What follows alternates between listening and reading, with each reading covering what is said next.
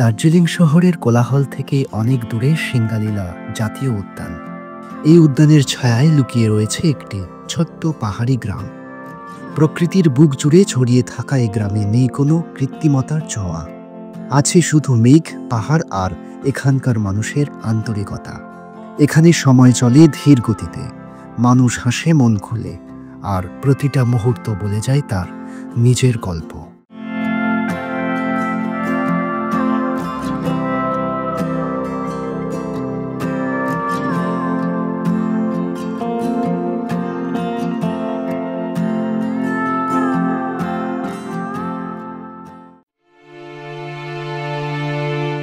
ভোরের আলো আস্তে আস্তে ছড়িয়ে পড়ছে পাহাড়ের কোলে ঘুমিয়ে থাকা এই ছোট্ট গ্রামটিতে। গতকাল অনেক রাতে এখানে এসেছি। আজ সকালে ঘুম ভাঙতেই জানলা দিয়ে দেখতে পেলাম এমন দৃশ্য।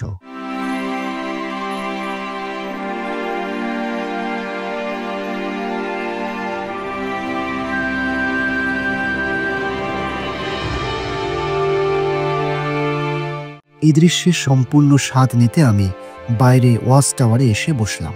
এখান থেকে চারপাশটা যেন স্বর্গের এক টুকরো অংশের মতো লাগছে, আর সেই স্বর্গে এক নতুন সকালের শুরু হচ্ছে।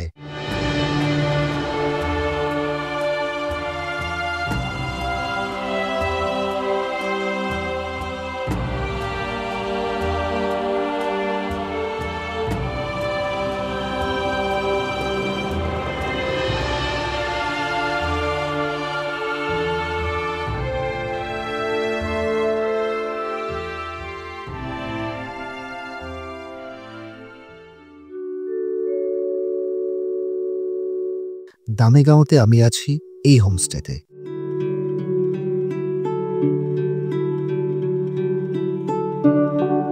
হোমস্টের ঠিক সামনে ডান দিকে রয়েছে কয়েকটি বৌদ্ধ স্তূপ। সাদা আর সোনালী রঙে সাজানো এই স্তূপের সামনে দাঁড়িয়ে পুজোর প্রস্তুতি নিচ্ছে হোমস্টে মালিক আঙ্কেলজি।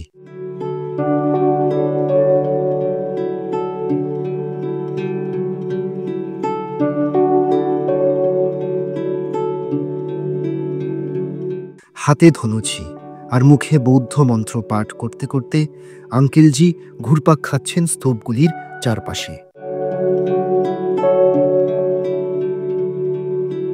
তিনি এসব করছেন এক গভীর ভক্তির সঙ্গে। এনার প্রত্যেক দিন শুরু হয় এইভাবেই।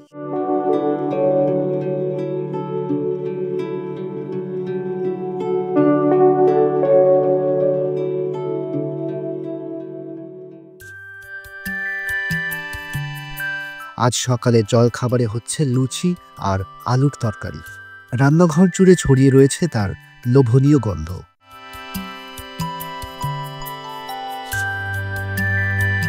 যিনি লুচি ভাজছেন উনি হলেন হোমস্টে মালিকের ওয়াইফ। এখানে রান্নাবান্নার দায়িত্ব সামলান উনি এবং ওনার পাশে থাকা মহিলাটি।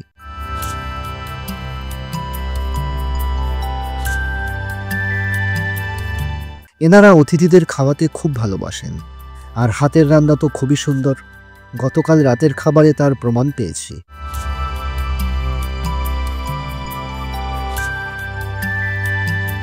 রান্নাঘরের একপাশে খাবার টেবিল।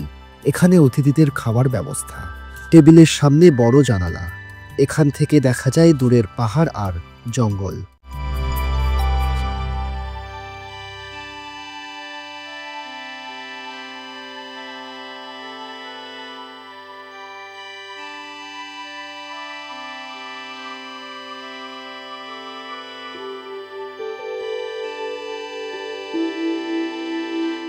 রান্নাঘরের সামনে একটি ওয়াচ টাওয়ার। এখানে বসেই আমি আজ সূর্যাস্ত দেখেছি। এখান থেকে দেখা যায় মিম টি গার্ডেন, দার্জিলিং শহর, সুখিয়া পোখরি ইত্যাদি। এই হোমস্টেটির কাছাকাছি বেশ কিছু জায়গা চাইলে একদিনেই ঘুরে আসা যায়, যেমন সান্দাকফু, টংলু, ধোত্রে, তুমলিং, দার্জিলিং, মিরিক, নেপালের কন্নাম ইত্যাদি। আমি এখানে সাইট সিং করব টংলু পর্যন্ত। টংলু যাওয়া আসার গাড়ি ভাড়া 3000 টাকা। এখন সেদিকেই চলেছি।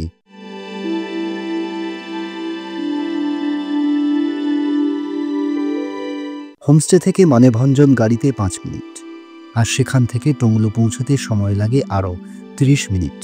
এখন যেহেতু মার্চ মাস, এ সময় পাহাড় প্রায় শুকনো ধূসর প্রকৃতির। বিশেষ করে এদিকে বড় গাছ না থাকায় সেটা আরও বেশি চোখে পড়ছে। আর ডান দিকে পাহাড়ের পেছন থেকে উঁকি দিচ্ছে কাঞ্চনজঙ্ঘা।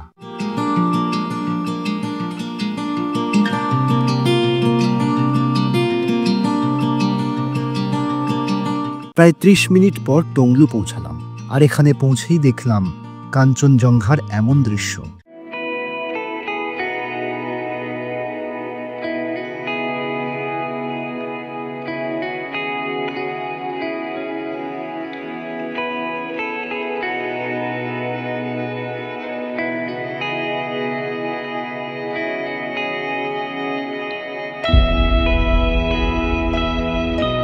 সান্দাকফু ছাড়া দার্জিলিংয়ের আর অন্য কোনো জায়গা থেকে আমি এত বড় কাঞ্চনজঙ্ঘা দেখিনি। মনে হচ্ছে সামনের 2টি পাহাড় পরেই দাঁড়িয়ে আছে কাঞ্চনজঙ্ঘা, যেন হাত বাড়ালেই ছুঁয়ে ফেলা যায়।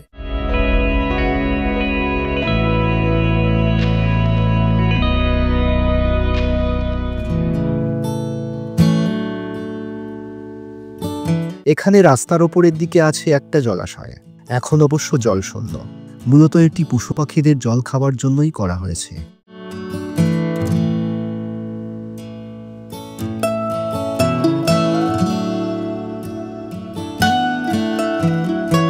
এদিকটায় পাহাড় অনেকটা ভ্যালির মতো, আর ভ্যালি জুড়ে রয়েছে প্রচুর ঘাস, যা এখানকার পশুদের একমাত্র খাবারের উৎস। তবে এখন যেহেতু গ্রীষ্মকাল, তাই ঘাস শুকিয়ে বাদামি হলদে রং নিয়েছে। আবার বৃষ্টি নামলে এ জায়গা ভরে যাবে সবুজে।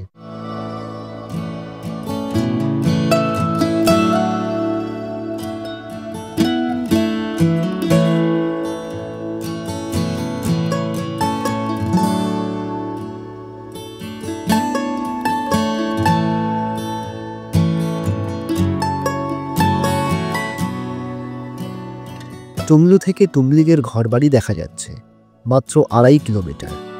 ওটা নেপালের গ্রাম।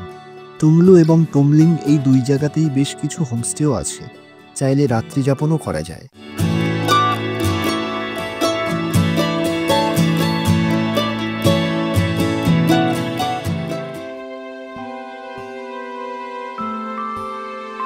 টংলু থেকে নামার সময় দাঁড়িয়েছি এই মনাস্ট্রির সামনে।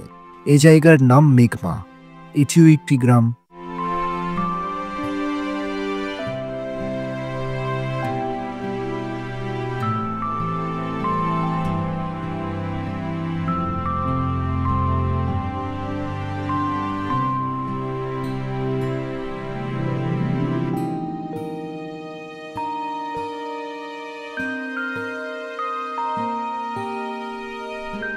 অল্প কিছু ঘরবাড়ি নিয়ে খুব ছোট্ট এবং পরিষ্কার এই গ্রাম। গ্রামের মতো মনাস্ট্রিটাও খুব সুন্দর এবং শান্ত।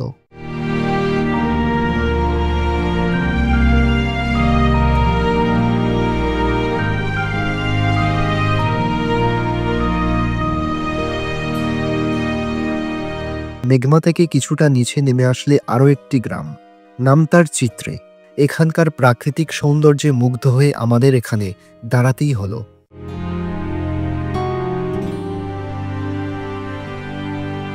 এখানেও পাহাড় ভ্যালির মতো, আর উঁচু জায়গাগুলিতে বাতাসে দুলছে প্রার্থনা পতাকা।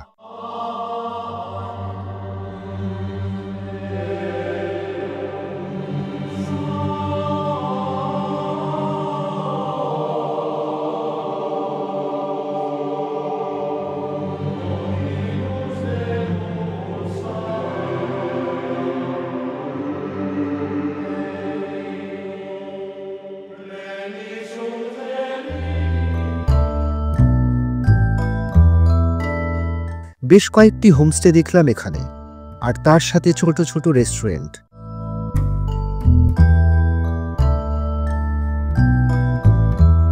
আমরা ঢুকলাম এখানে।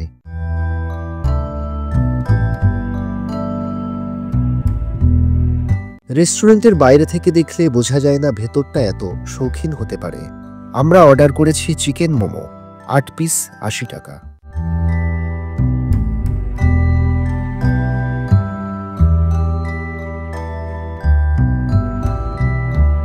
চিত্রে মনাস্ট্রি এই গ্রামের একমাত্র মনাস্ট্রি এবং দার্জিলিংয়ের জনপ্রিয় মনাস্ট্রিগুলির মধ্যে এটি। সান্দাকফু যাওয়া আসার পথে অনেকেই ঘুরে যান এখানে।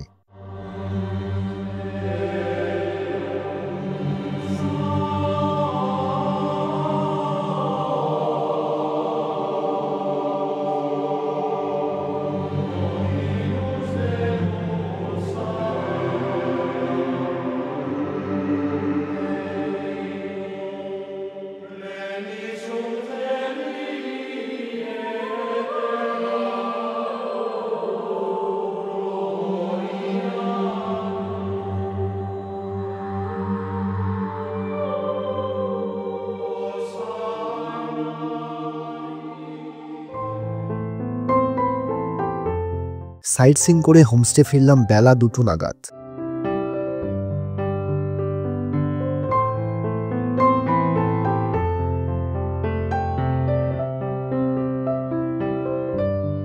হোমস্টে থেকে ভেতরে ঢুকেই বসার ঘর। ঘরটা পুরো কাঠের আস্তরণ দেওয়া, ঠান্ডা এড়ানোর জন্য। বসার জায়গায় একটি সেন্টার টেবিল আর কয়েকটি বেতের চেয়ার।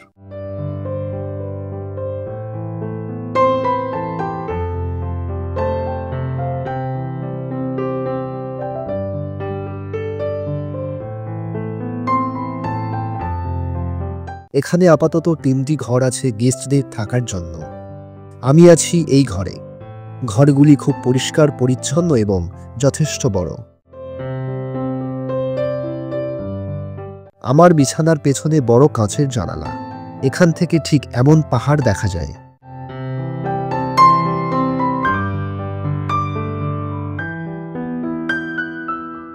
এখানে আমার থাকা খাওয়ার খরচ হয়েছে প্রত্যেক দিন 1200 টাকা।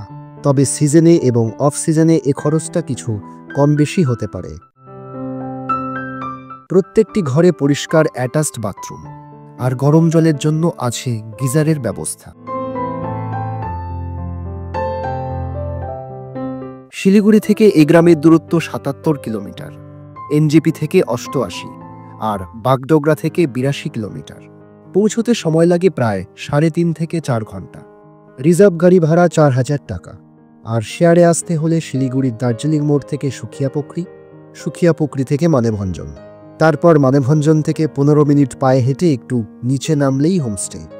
এছাড়া দার্জিলিং থেকে সুখিয়াপুকুরি আসা শেয়ার গাড়িতে প্রথমে সুখিয়াপুকুরি, তারপর মানেভঞ্জন, তারপর আবার 15 মিনিট পায়ে হেঁটে হোমস্টে, এভাবেও আসা যায়।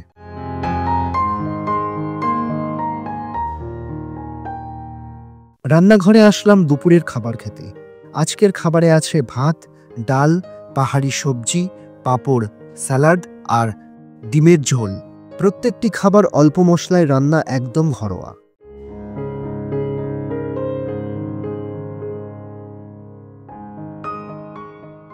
হোমস্টের সামনে ঢালু জমি নেমে গেছে অনেকটা নিচে। এই জায়গাটাই হোমস্টের সবজি ক্ষেত।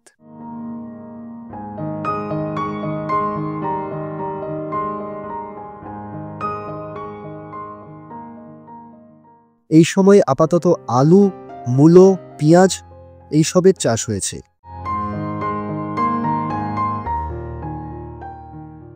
তারপর বর্ষা শুরু হলে স্কোয়াশের ফলন পাওয়া যাবে। স্কোয়াশের জন্য মাচা তৈরি হয়েছে আগে থেকেই।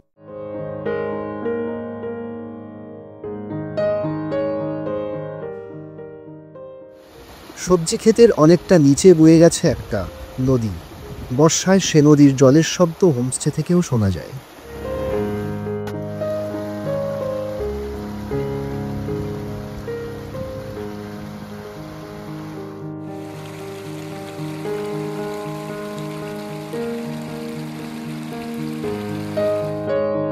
হোমস্টের ডান দিকে মুরগি, গরু আর ছাগলের ঘর।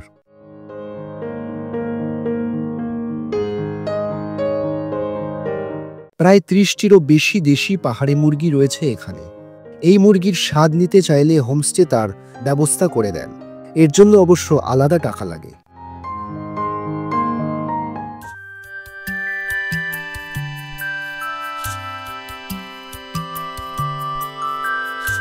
সন্ধ্যার পর রান্নাঘরে এসে বসলাম।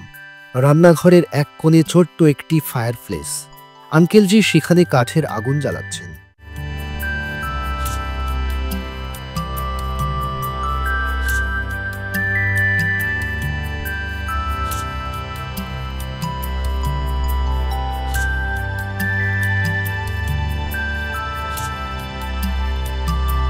কিছুক্ষণের মধ্যেই রান্নাঘরটি হালকা গরমে বেশ আরামদায়ক হয়ে উঠল।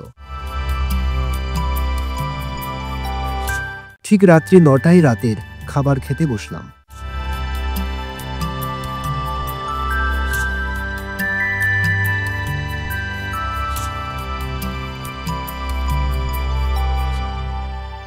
হোমস্টের পাহাড়ি দেশি মুরগির ঝোল, দেশি ঘি, আলু ভাজা দিয়ে জমিয়ে রাতের খাওয়া দাওয়া করলাম।